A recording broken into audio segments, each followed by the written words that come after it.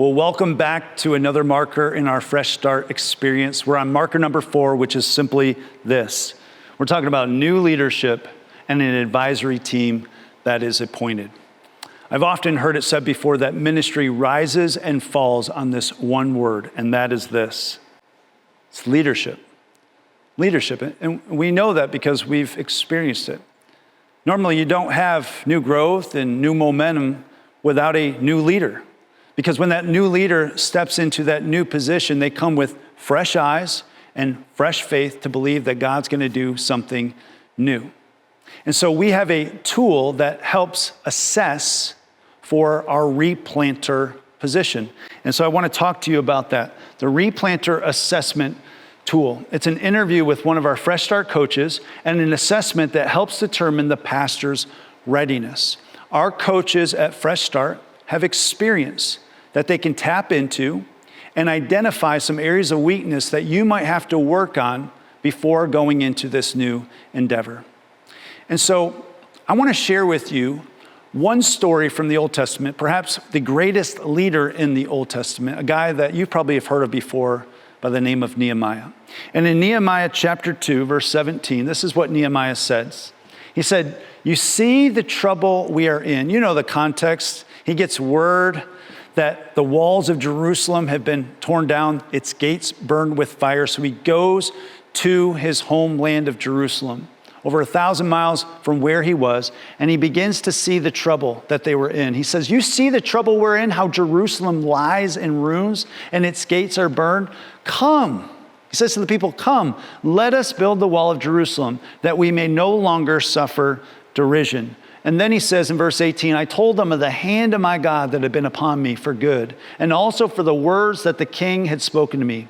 And they said, 'Let us rise up and build.'" And notice the response of the people. "So they strengthened their hands for the good work."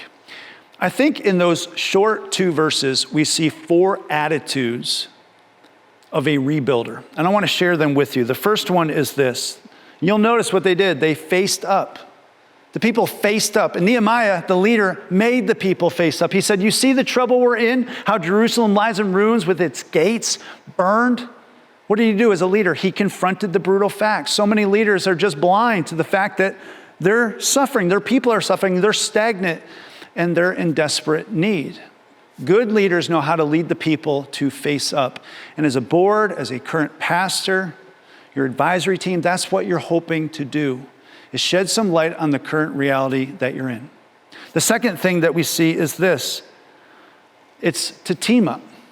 You notice how Nehemiah strategically uses plural pronouns like we and they and let us. This isn't a one-man effort. The one man led the team of people to rally together and to work as a team, and that is going to be vital as you walk through this Fresh Start experience. The third thing that we see is this. It's to build up.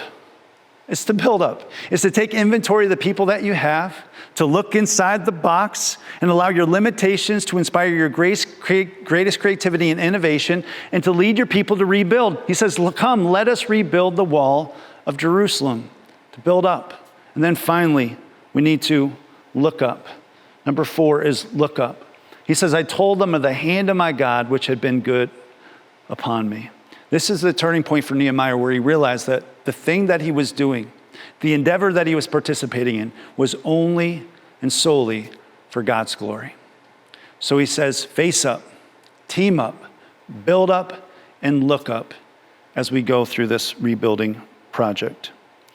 Now, something that we like to talk about is what's called a church planter plus. And I think you see this in the story of Nehemiah. Church planter plus is a church planter, the bull in a china shop, full of vision and excitement, but also with tremendous patience and a pastoral care heart.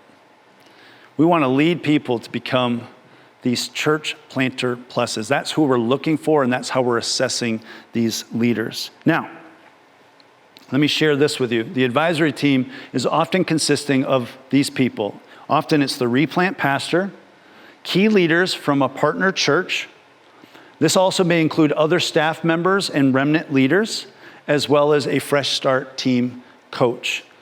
What this looks like The benefits of an advisory team, it helps make time-sensitive decisions, which you're going to need as a team. It forms collective wisdom so that you don't have to pay so much stupid tax. Lessens the workload of the leader, the one pastor that's usually involved in this process, and it also creates a culture of accountability. So when the people look at this pastor, they know that he's got some other people around him that are giving him this wisdom included.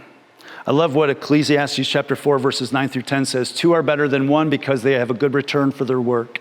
If one falls down, his friend can help him up, but pity the man who falls and has no one to help him up. Or this, in Proverbs chapter 15, verse 22, plans fail for lack of counsel, but with many advisors, they succeed. We're talking about the importance of a team. A little while ago, I watched this documentary called Long Gone Summer. It was the story, if you remember this, of Mark McGwire and Sammy Sosa in 1998, where there was a home run chase. And they were chasing history to come up with the overall home run record for a season. The whole world watched as these two sluggers knocked it out of the park, one home run after another. But at the end of that season, these two guys weren't left standing. Rather, it was a team, one of the greatest teams in Major League Baseball history, the 1998 New York Yankees. This was a complete team effort. They didn't have superstars like Mark McGwire or Sammy Sosa, but they worked together as a team and accomplished something great. Friends, that's what we're hoping that you would do as well.